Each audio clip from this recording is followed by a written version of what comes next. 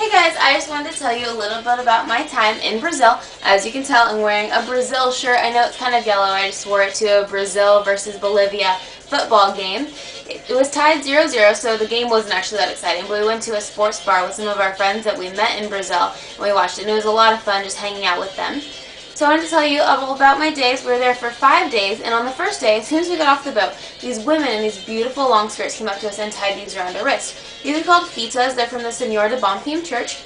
And so they tie them around your wrist just like this in 3 knots. Each knot signifies a wish, and as each knot comes undone off your wrist naturally, a wish will come true.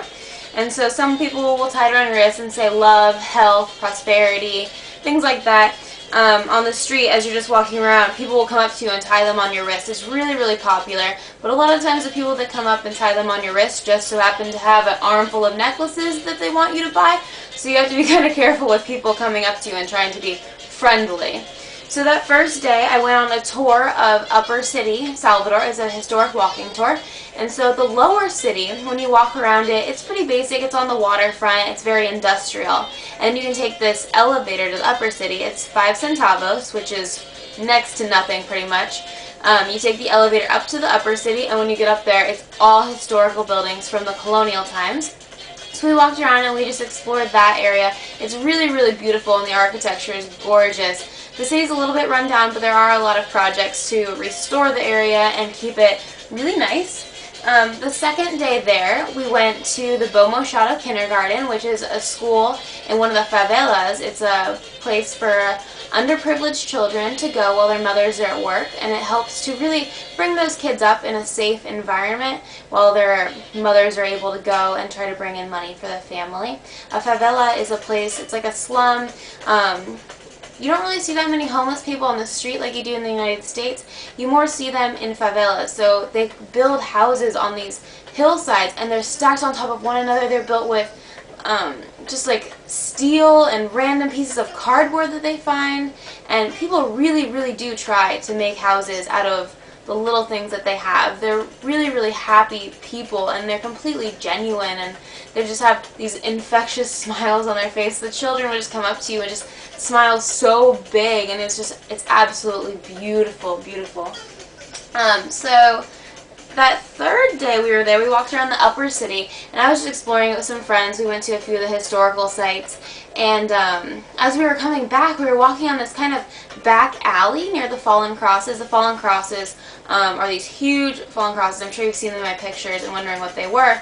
So there was a church that was built there back in the day, 1800s, and this governor came in and he didn't like this church. He wanted to build an underground railroad subway system, so he ordered this entire church to be torn down.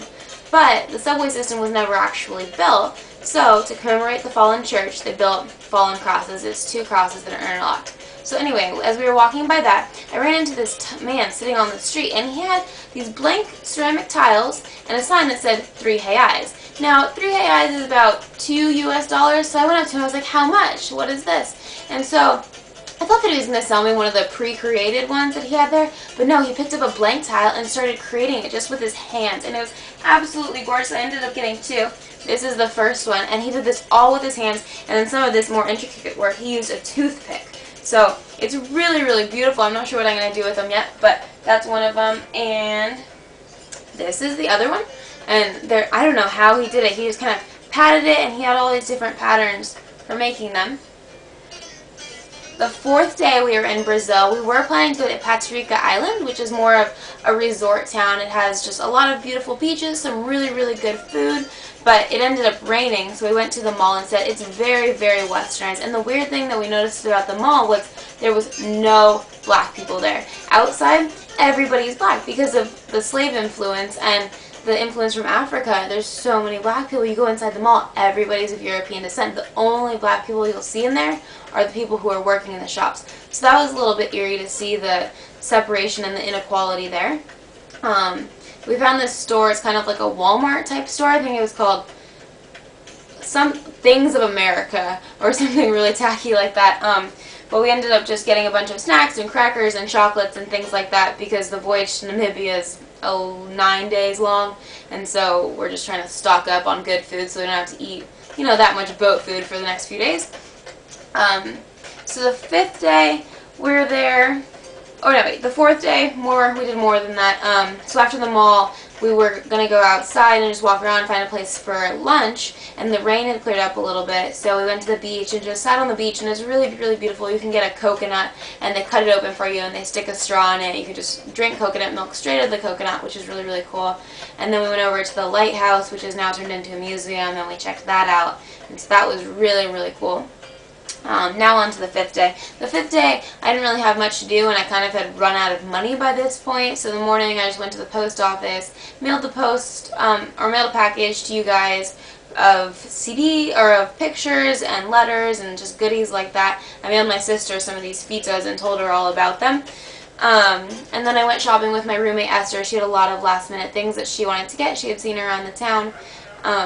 So yeah, we just went shopping, and you know, Brazil was a lot of fun. It really was a learning experience, and I think it was a good place to go for our first sport, just to, you know, kind of open up our eyes. And I know a lot of people went through some culture shock, you know, with the city. They hadn't really experienced the big city before. And to me, it was really shocking, the amount of poverty and the amount of, you know, street vendors you'll see, and the amount of children that are out there begging, just dogs running through the street. They come up to you just begging, children and women. And I think the most touching thing, when I was there, we were walking through Jesus Square. They call it that because there's a Catholic church on one side, and then on this side there's another church, and you go over here, there's another church, and you go down the way, there's a St. Francis Church, First Order, and you go down another street, there's St. Francis Church, Third Order. So there's about 5 or 6 churches just in the area. But anyway, I was walking through Jesus Square, and this woman comes up to me. She's really nice. She has this dark blue fita, and she says, "Can I tie this around your wrist?" And I'm like, "Oh, no, I don't have any money left." And she's like, no, just for you. And so she ties it around my wrist. She ties it around my friend Bridget's wrist. And then she, you know, is just talking to us, and she takes my hand, and she puts it right here on her belly. And she asks me, "Do you feel my baby? My baby's so hungry." And she just the look in her eye was just of pure helplessness, and she just really wanted somebody to help her out. So that was probably one of the hardest moments, and one of the things that really, really did stick in my head from her. Just the way that she looked at me, and the way that she was just so simply saying that her baby was hungry. She wasn't begging. It was very genuine, I guess would be the best way to say it. So that was my experiences in Brazil. I had a really, really great time just seeing all the old architecture and really, really embracing the culture. So I hope you guys enjoyed my little video. Hopefully I wasn't, you know, too silly or anything like that. But I'll be sure to make another one from Namibia. I'll talk to you guys later. Bye.